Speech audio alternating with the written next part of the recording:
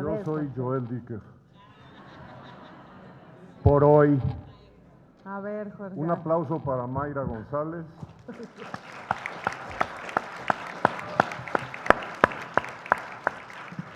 Y ahora explícales. ¿A yo? ¿A mí me toca? Está bien. ¿Quién ya sabe qué les voy a decir? Que el verdadero, Son pocos. Son pocos. el verdadero Harry Quebert.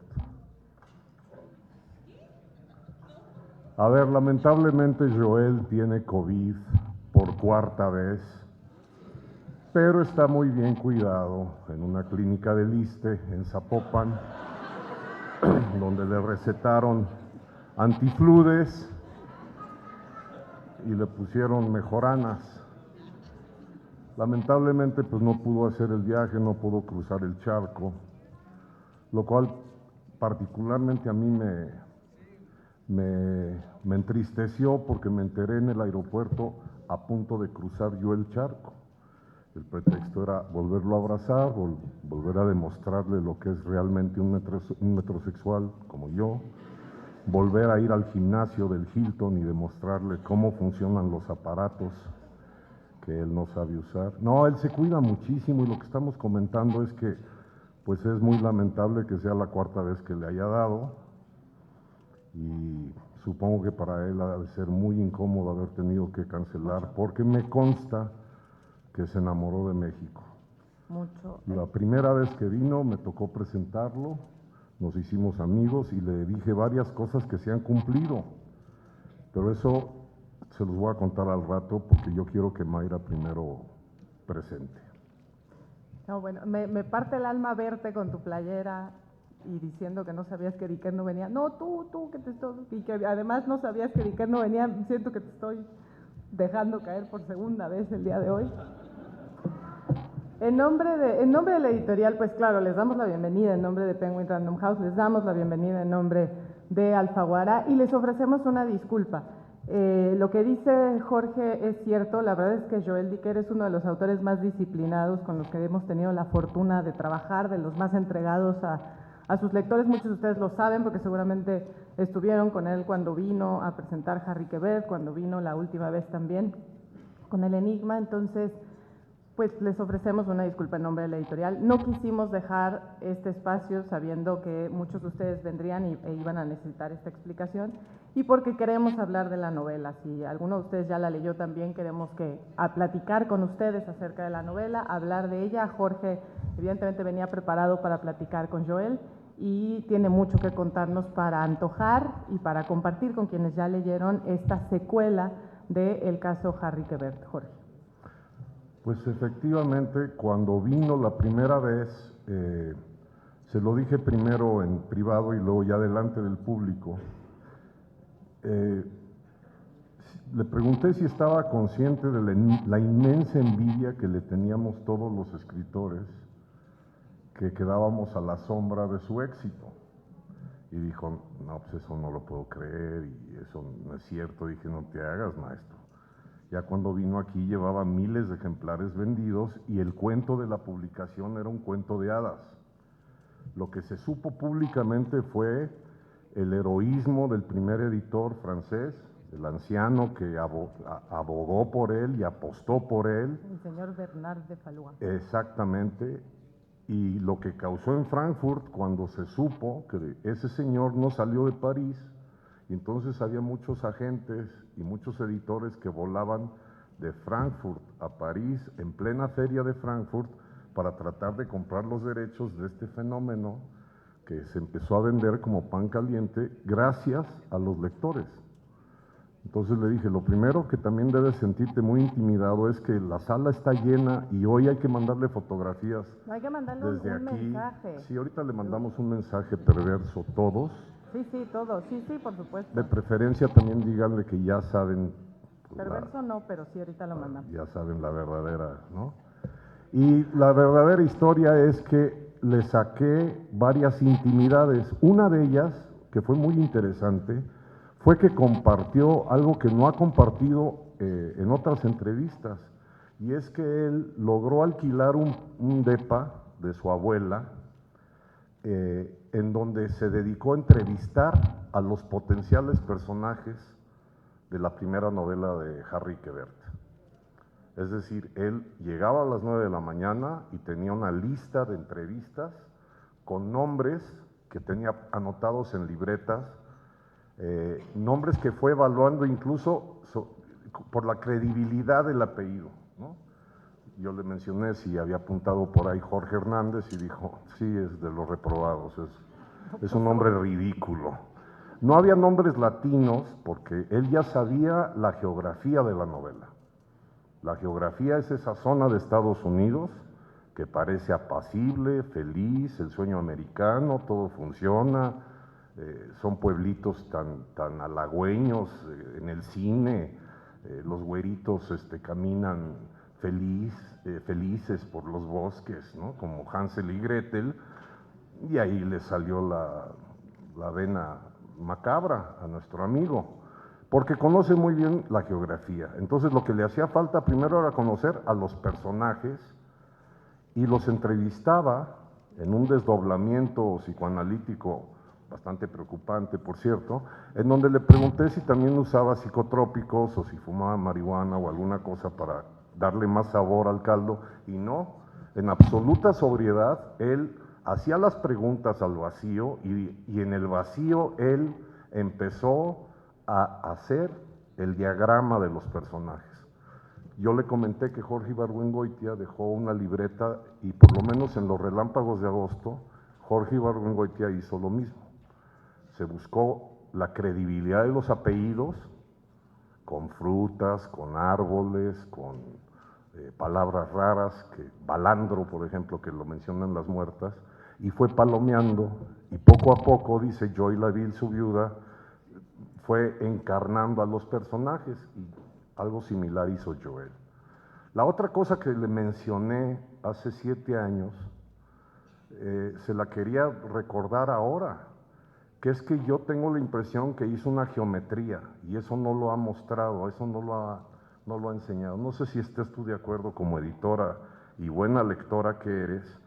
Yo tengo la impresión que este es un autor, cuando lo estoy leyendo, que tiene, por ejemplo, un mapa en círculos concéntricos para marear la perdiz, para marearme a mí, a ti, que te está dando a tole con el dedo, pero lo está haciendo de una manera como lo hacía mi tía Lola, bueno, todavía lo hace mi tía Lola, pero, y algunas primas, que es darle vueltas a lo mismo. Incluso para que llegues a dudar, en el libro que nos ocupa ahora, de Alaska Sanders, está clarísimo cómo, bueno, por ejemplo, yo tuve que de pronto hacer pausas para ver, a ver, espérate, esta versión del día del asesinato viene justo después de algo que me acaba de narrar que sucedió 10 años después. Entonces, yo, que soy bastante limitado, tenía que ubicarme en la mitad de la madrugada y volver a poner en claro en dónde va la historia, dónde va el hilo. También creo que tiene magia su prosa, no sé si en otros idiomas suceda lo mismo, pero parecería que te está repitiendo párrafos, con algunas palabras cambiadas. No sé si ya lo leyeron. Yo pregunté, ¿quiénes ya leyeron el caso Alaska Sanders? ¿Es en serio? Entonces ya váyanse.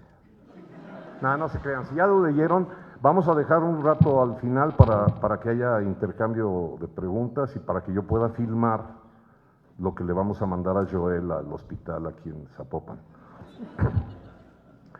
Dentro de esa geometría, según yo, este amiguito hace triángulos, hace cuadrados, hace tangentes de los personajes más destacados y los que son precisamente tangenciales. Por ejemplo, la mamá de Marcus, la madre judía que en esta novela empieza no siendo tan simpática como lo era en la primera entrega, que era bastante simpática y parecía personaje de Woody Allen.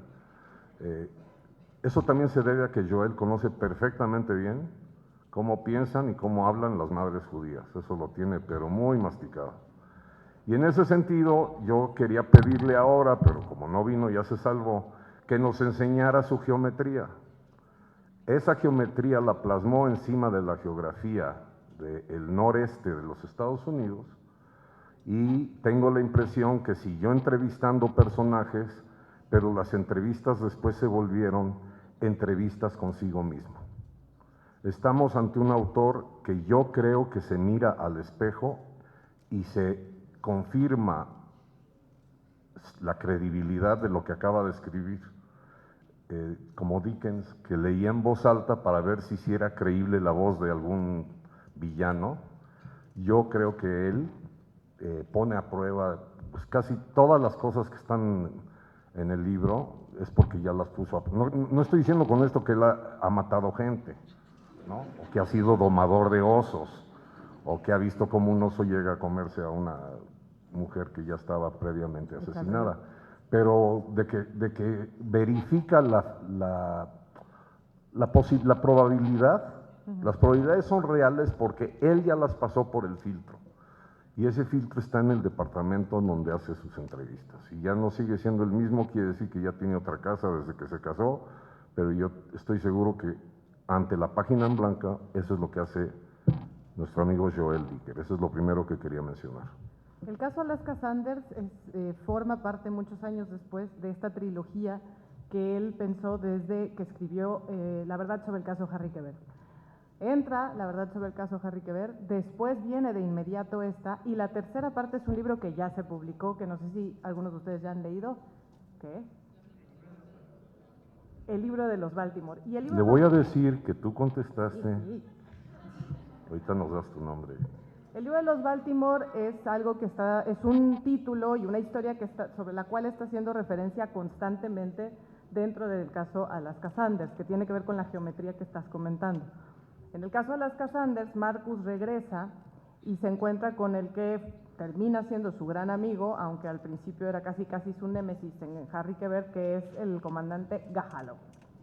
Ahora ya son muy amigos, el comandante tiene por ahí algo que le está removiendo, y lo que sabremos es que se necesita abrir un caso que 10 años antes había quedado resuelto. Aquí hay varias cosas que a Joel Dicker le interesa. Por un lado, claro que le interesa escribir buenas historias, le interesan los thrillers, le interesa esta geometría de la cual está hablando Jorge, tiene que ver con el giro de tuerca y con que no se le barra la tuerca, porque le pasa a muchos escritores de thrillers o a algunos.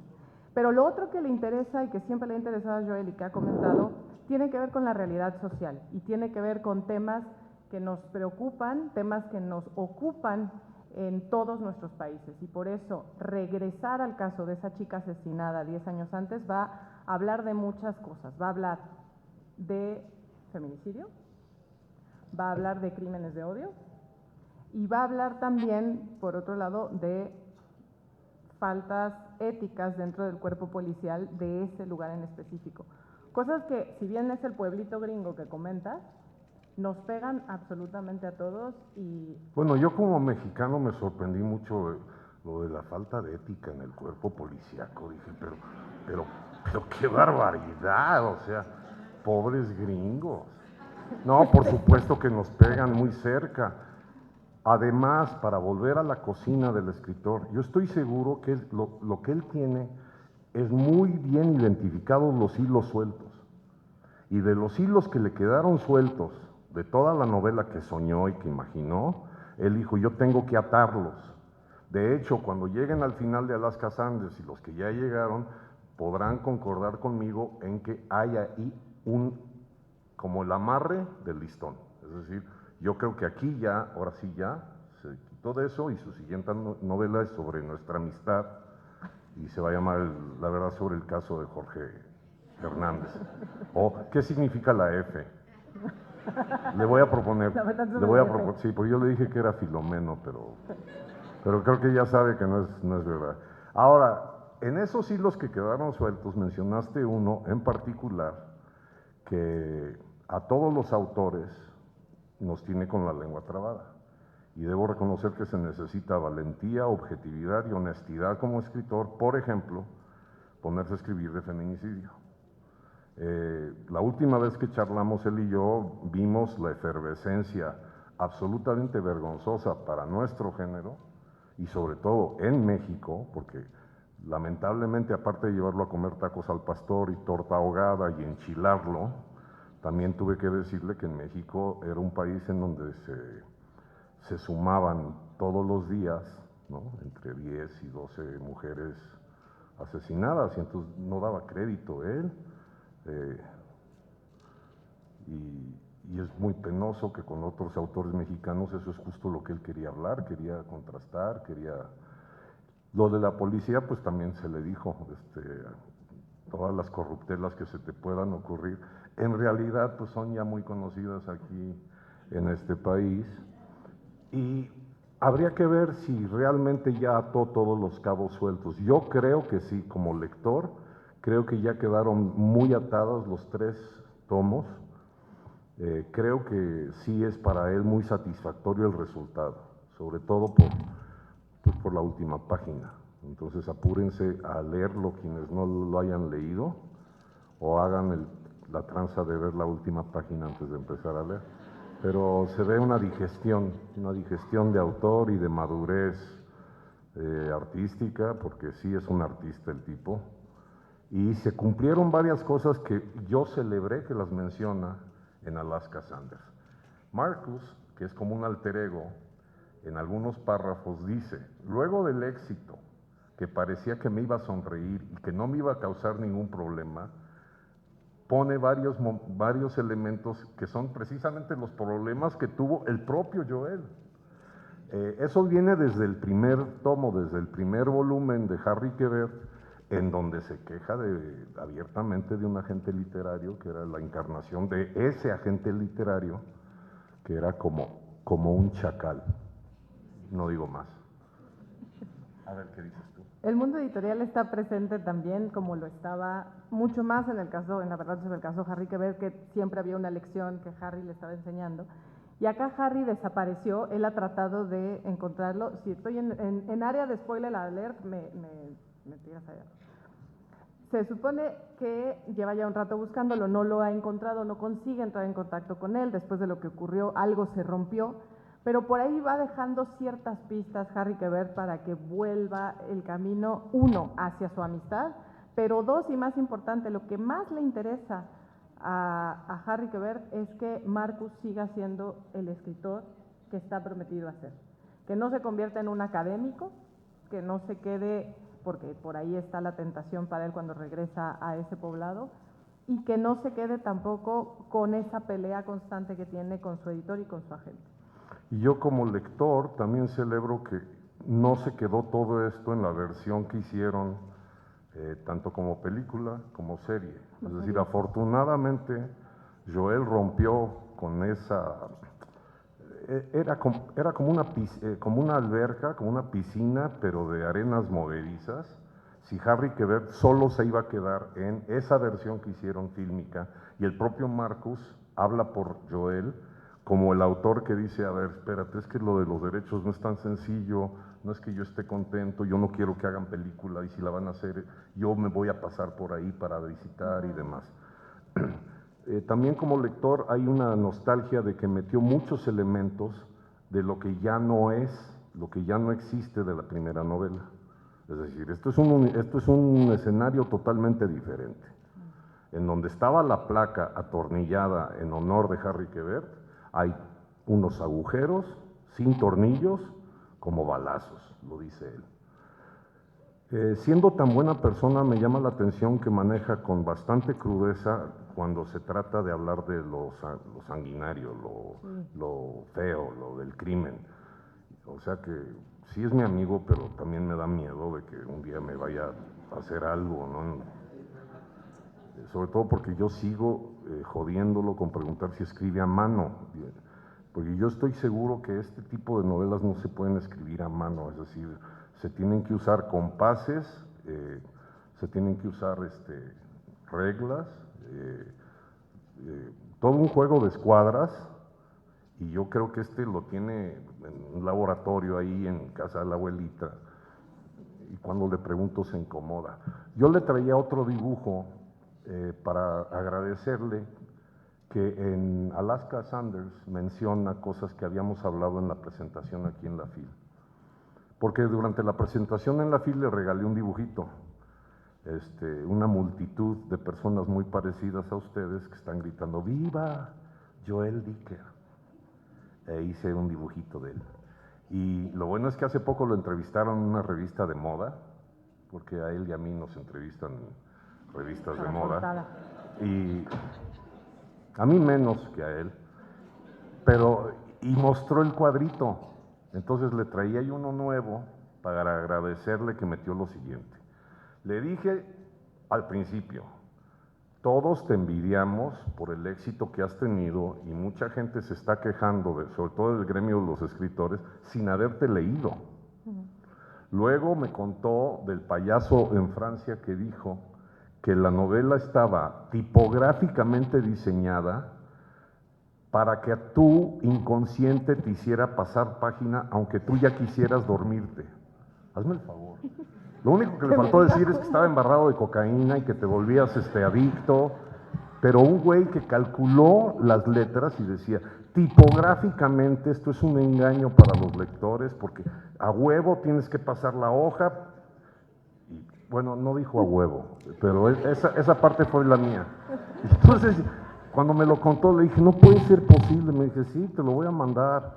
Entonces le dije, bueno, lo curioso es que conforme esto avance, si tú no la sueltas, si no la quieres soltar y la haces crecer, la novela, va a llegar un momento en que también vas a tener que poner en boca de Marcus la otra trama, que es la trama de la escritura de la novela misma, y eso lo cumplió, y eso lo celebro, porque eso también ayuda a callar muchas bocas y a poner en claro que este es un escritor de a de veras y que lo que hizo fue no descuidar la trama que tenía en el cerebro, y que los personajes que entrevistó desde un principio hace 10 años, ¿no?, los mantuvo respetuosamente vigentes en papel. Eso es de agradecérselo como autor. No sé si tú piensas lo mismo. Como autor, y ahora lo que hay que decir es que ya es un editor, y que después de que terminó su historia con Bernard de Fallois, porque él fallece, la novela anterior se la dedica a Bernard de Fallois, decide Joel abrir su editorial. Rossi et Wolf es la editorial que ahora existe, porque quiere publicar lo que él considera que se debe publicar y abrirle espacio a otros y a jóvenes autores. Como él, después de pelear mucho, supo que alguien fue suficientemente generoso e inteligente para leer esa novela, y entonces que ahora tengamos el éxito que tenemos. Pero creo que también su función como editor está presente y se nota, no en que la tipografía esté calculada de manera adictiva, hipnótica, sino que realmente se nota también en la factura de la novela. Pero yo quiero ahora sacar otros dos temas. Uno, mencionar lo de las revistas de moda, en donde te suelen entrevistar para portadas, pero... cosmética. Y algo de lo que también tú sabes, está presente dentro de la novela en estas mismas líneas sociales que estaba yo mencionando, que son los concursos de belleza. Los concursos de belleza y toda la perversión que hay detrás de ellos y toda la corrupción que hay detrás de ellos, y también cómo esto le ayuda a ir desarrollando a sus personajes femeninos, no solamente a Alaska, sino a otras de las chicas que van a formar parte del misterio y de la geometría que conversaba. Y se nota que conoce eso por, además, la manera en que describe, por ejemplo, creo que es la primera aparición de Alaska Sanders en la novela, que es ella probándose la ropa. Y el novio entra y la sorprende. En realidad ella no esperaba que entrara el novio, pero si revisan ese párrafo, lean cómo escribe él, que se está mirando ella en el espejo, lo que se está poniendo, y ahí te das cuenta que ese es un tema que a él le interesa muchísimo. Y le interesa además los entresijos de la corruptela y del abuso que hay en ese tipo de certámenes, razón por la cual ni él ni yo participamos en eso.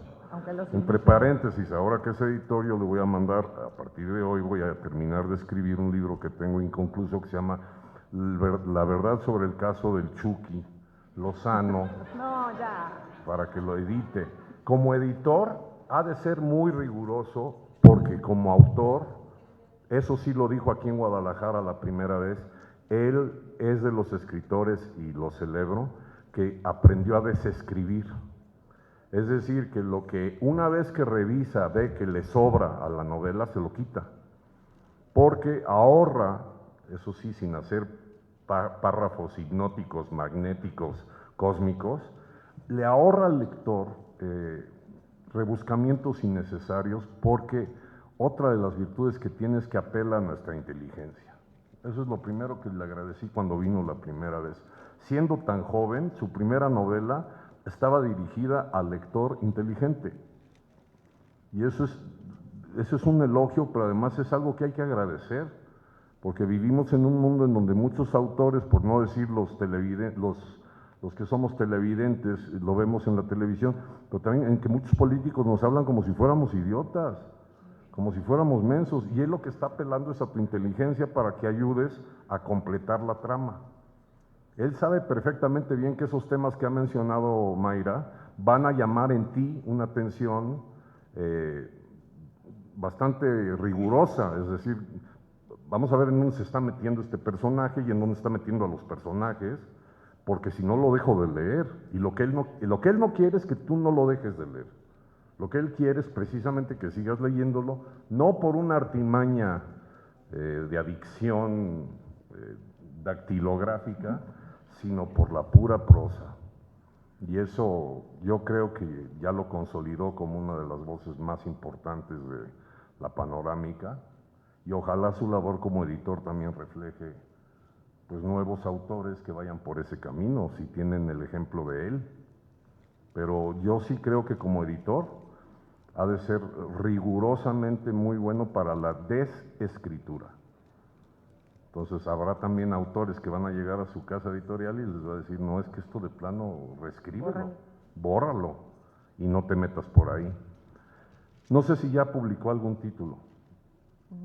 No. Averiguo y les cuento. Pues hay que hacer una fil para que venga sin COVID y que venga como editor y podamos celebrarlo tanto como autor. Y también estoy volviendo a lo que decía al principio, yo estoy ávido de ver qué es lo que sigue, porque si ya se quitó de encima esta geografía y esta geometría, yo sé que él ha escrito, bueno, antes tenía otra novela, ¿no?, que la hemos leído, pero me interesaba mucho tenerlo aquí para sacarle pues, el chisme, o sea, en qué está trabajando ahora y qué es lo que sigue. Y insistirle que yo quiero que escriba algo sobre México. Hablemos sobre los personajes, Jorge. A ver. Por un lado, a Marcus y a Halagut ya los conocíamos desde la novela anterior. Al propio Harry Quebert, que aparece como fantasma recuperado, también ya lo conocíamos. El agente, su agente literario nocivo, la madre que ya mencioné, y luego la propia Alaska Sanders. ¿Y cómo sientes que se desarrollaron los personajes principales, sobre todo Marcus y Halagut, del caso Harry Quebert a ahora el caso Alaska Sanders? Yo creo que en el caso de Marcus sí es un tema autobiográfico, es decir, sí es muy espejo del propio Joel y muy fiel centinela de lo que le ha tocado vivir a él. Porque cuando pone en boca de Marcus que de pronto explotó como autor de multiventas, es porque está dando testimonio de lo que vivió él mismo. Aunque él no es boxeador, pero sí es muy de ir al gimnasio, por eso hicimos gran amistad él y yo por sentarme a verlo y él por hacer todas las cosas que hace. Pero Marcus es un atleta, acuérdate que es un boxeador, sí. Y que el método de escritura es bastante fiel a la utopía de Hemingway, de que todos fuéramos boxeadores y que todos madreáramos la trama y que todos nos enfrentáramos con los personajes siniestros. Y en ese sentido, Marcus maduró como ha madurado Joel Dicker. Bueno, y por eso, perdóname nada más el paréntesis, por eso no escribió ni decidió publicar de inmediato, porque ya lo tenía en la geografía y en la geometría que dices cómo iba a estar construida la trilogía. Decidió no hacerlo de inmediato, no hacerlo justo después de Harry Quebert, a pesar de que hubiera sido una ola enorme a la que se iba a subir después del éxito, ¿no? Sí, en ese sentido tenemos mucho que aprenderle los que comemos ansias. Si algo pasa con Joel Dicker es que él no come ansias y por eso logra hacer este tipo de tramas, enredarlas, desenredarlas y solucionarlas, porque él es bastante pausado y cauteloso. En ese sentido, el personaje de Marcus creo que también es espejo de él, porque Marcus, sin abalanzarse a la búsqueda desenfrenada del pretérito, da pequeños pasos en la primera parte de Alaska Sanders hacia eso, ¿no? A tratar de recuperar el tiempo pasado y no se abalanza, sino al contrario, va midiendo como detective. Es como si se hubiera vuelto un detective ya más maduro, más, ¿no? De blanco y negro y lupa. El otro personaje que me preguntabas era ¿cuál? Galloway. Bueno, Galloway, lo que pasa es que la relación entre ellos, quien no la entienda como al principio hostil, podría irse con la finta por el sarcasmo que los une, porque son bastante sarcásticos, incluso como se dirigen el uno al otro, escritor, ¿no? Y luego esa finta de intimidad, ¿no? Hoy hay una cena en mi casa, pero por supuesto que es que mi esposa es la que me va a matar si no te invito. Sí, pero a mí me caes mal. Exacto. Y creo que también eso había quedado como un cabo suelto, porque no hubiera funcionado bien que terminara mal esa relación, y yo creo que termina bien. Termina en una fraternidad conmovedora. Y por otro lado están los nuevos personajes. Aquí yo me gustaría que hicieras el contraste, tú como escritor. Uno, cómo desarrolla a los personajes femeninos, no solamente Alaska, las otras chicas que también participaban, la abogada que va a jugar una parte muy importante, spoilers alert. Y por otro lado, los personajes masculinos, los personajes que violentan a estas chicas, por ejemplo, el novio que tiene Alaska, la relación también que Alaska intenta ocultar, la relación lésbica que intenta ocultar, y cómo esto también se convierte en un caldo de cultivo para que Joel se vaya por otro lado distinto al que tenía con Harry que ver. En primer lugar, porque la entrevista con los personajes no la da por concluida. Yo creo que constantemente está preguntando sobre la verosimilitud y la palpabilidad de la situación que viven sus personajes. Y en segundo lugar, que es una persona muy respetuosa del prójimo, en el fondo por eso es suizo, ¿no? Esos güeyes son neutros, son neutrales, son buena onda, aunque en la cancha de fútbol no parecen así, pero es muy cuidadoso de no meterse en un brete que sea injusto con una personaje femenina, que además pueda repercutir en lectores que vienen a la FIL y que le podrían espetar: oye maestro, no tienes ni idea de cómo piensan las mujeres. Al contrario, lo primero que se le puede reconocer es que realmente las pinta como retratista al óleo. Es extraordinario el retrato de sus personajes.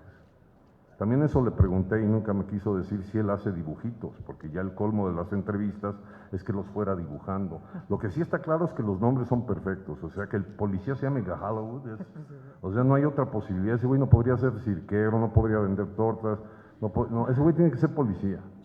Y Marcus de veras, es un nombre perfecto para proyectarse él, porque es como el evangelista que él ha sido de este pequeño universo que seguirá rindiéndole frutos, pero que ya en realidad se desprende de él.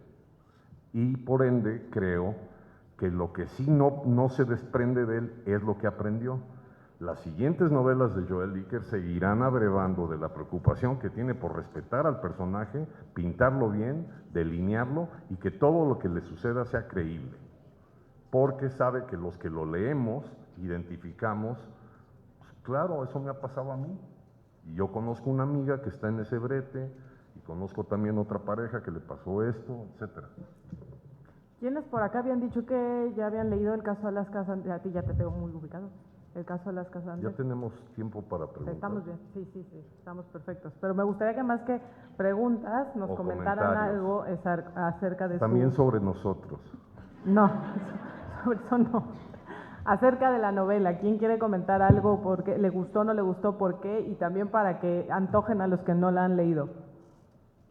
A ver. Gracias.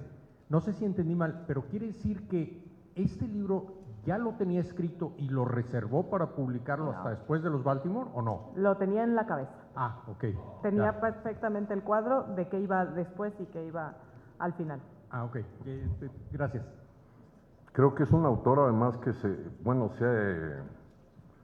a nosotros, a mí, me llama la atención desde las portadas, que son los cuadros de Hopper. Y este cuate sabe perfectamente bien en qué momento convenía que saliera este volumen con ese cuadro de Hopper. O sea, eso le queda clarísimo. Lo que pasa es que se esperó, porque se esperó a él mismo poder vivir en carne propia lo que tenía que proyectar en el personaje. Y esa es la paciencia que le elogio, porque sobre todo yo soy muy de comer ansias y me he llevado con muchos escritores mexicanos que nos la pasamos comiendo ansias, en todos los sentidos, ¿no?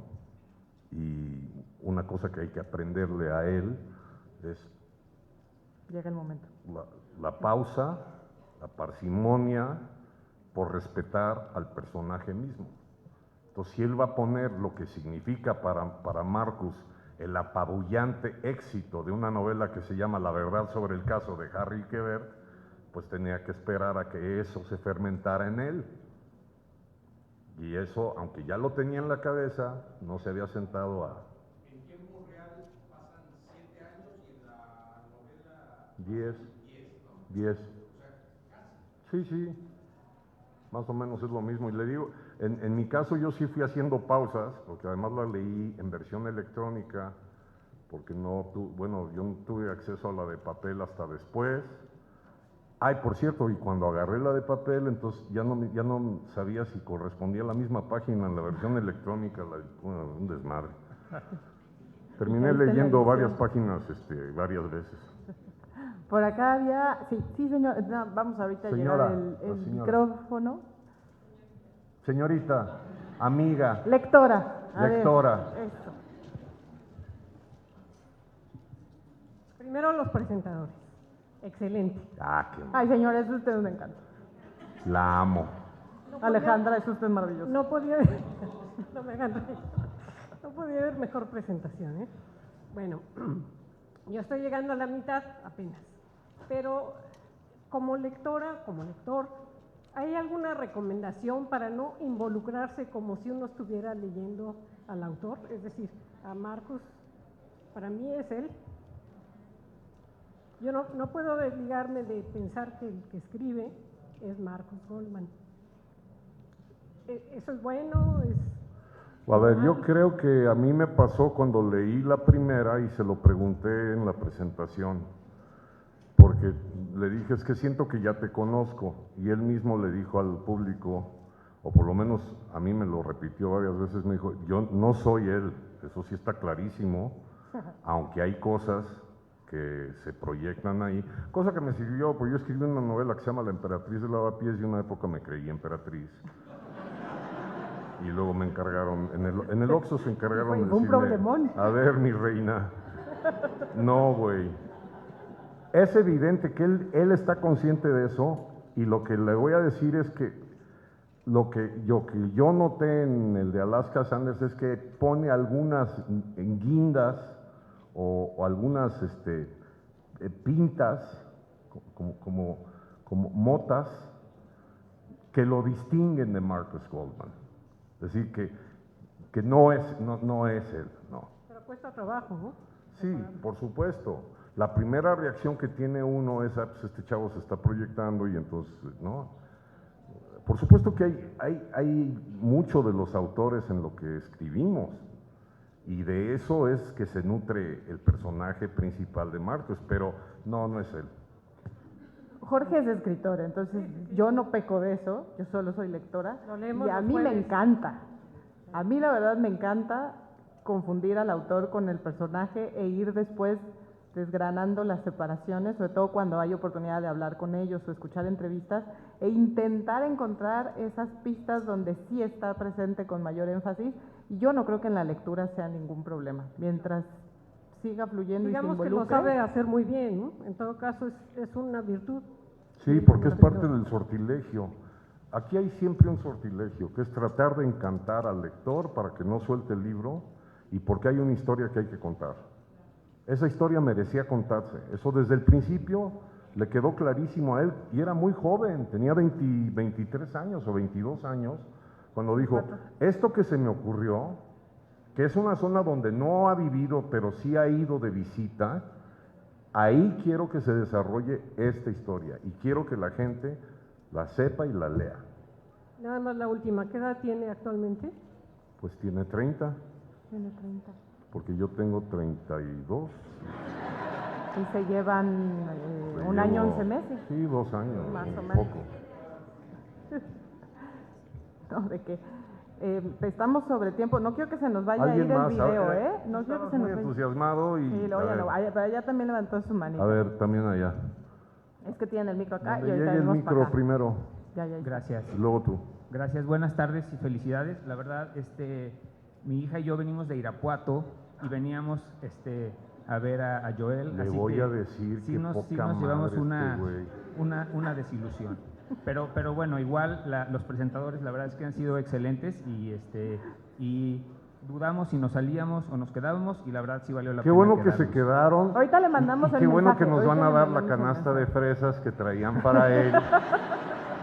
Que yo me voy a encargar de llevárselas A Ginebra. a la clínica aquí en Zapopan. Sí, perdón, en Zapopan. Bueno. Ahí lo tenemos. Qué bueno que vinieron y qué bueno que se quedaron. Gracias, sí, la verdad es que sí ha valido la pena. Yo ya tuve la oportunidad de leer el caso Harry Quebert, los Baltimore y también el de Alaska Sanders. Y tengo muy mala memoria, entonces los he leído en diferentes tiempos, pero siento que él juega mucho con el pasado, el presente, el futuro y que los tres libros están mezclados. Tienes que leer los tres para entender cosas por ejemplo, del actual Alaska Sanders. Si no leíste los Baltimore, hay algunos temas que no quedan tan claros. Entonces recomiendo sí leerlos en orden. Bueno, esa es mi recomendación. El punto que siento que no está definido para mí como lector, y a lo mejor yo así lo entendí, es el punto de su vida sentimental.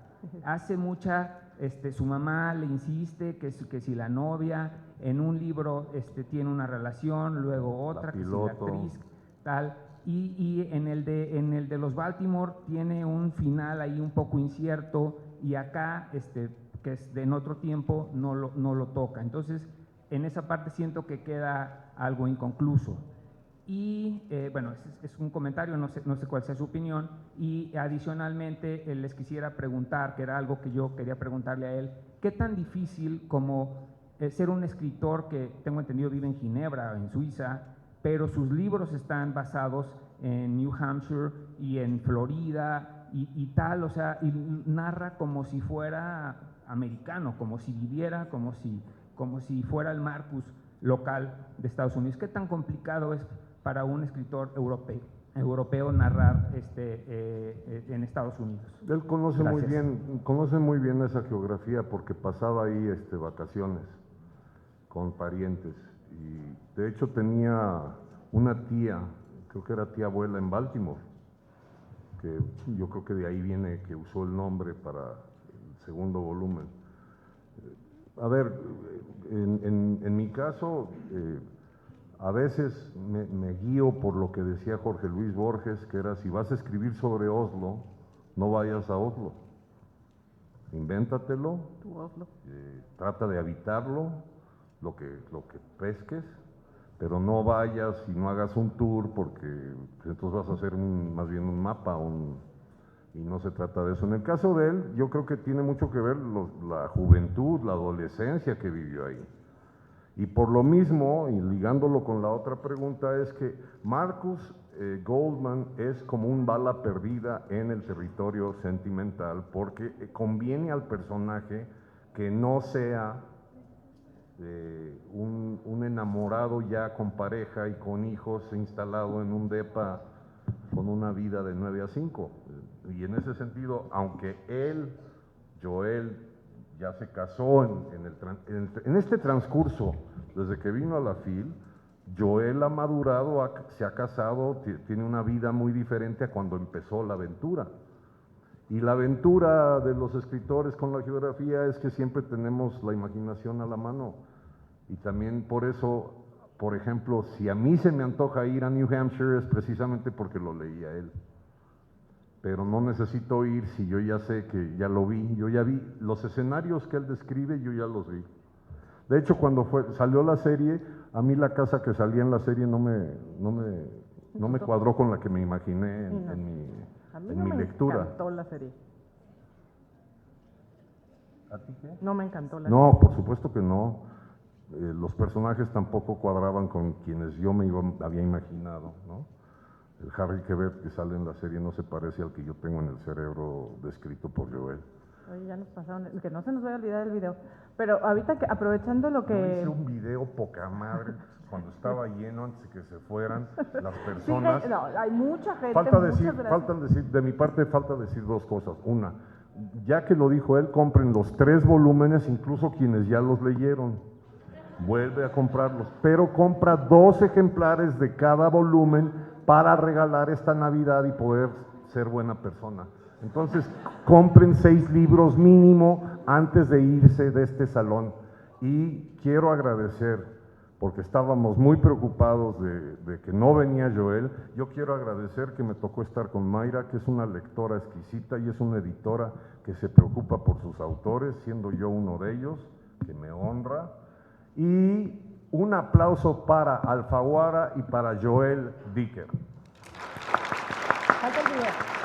Ahorita hacemos video con ellos. A ver, el ¿Qué video. vamos a decir? ¿Viva Joel? Viva Joel Dicker. Eso. Pero yo les digo en qué ¿Pero momento. como la ola o qué? Sí, espérenme. Yo les digo en qué momento gritan. Gritamos todos.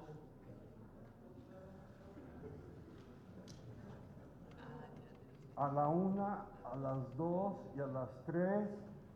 ¡Viva Joel Dicker! Y ahora espérenme. Yo soy Joel Dicker. Je suis Joel Dicker. Ich bin ein Joel Dicker. I'm Joel Dicker. We love you. Joder, güey. Te lo mandamos al rato.